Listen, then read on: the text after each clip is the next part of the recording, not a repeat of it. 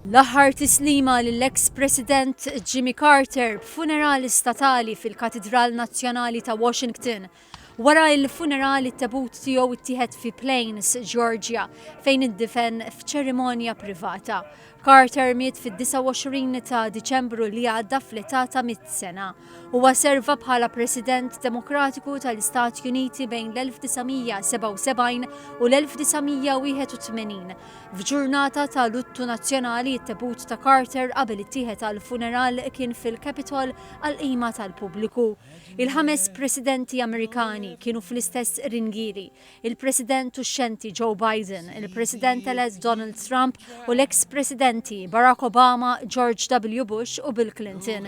Il-President Biden li kien ħabib ta' Jimmy Carter tkellem dwar il-ħbiberija li kellhom u l-karattru b'saħħtu li kellu Carter. Għalli Carter kien jemmen li kulħadd għandu jkun trattat b'rispett.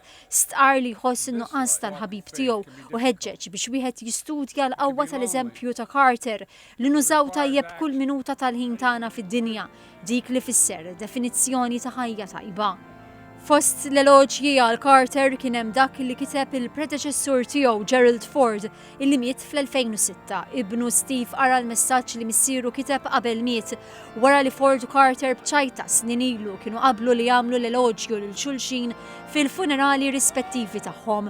Warajh kien imiss lil Ben Walter Mondale li kien serva bħala Viċi President ta' Carter u li miet fl-2021.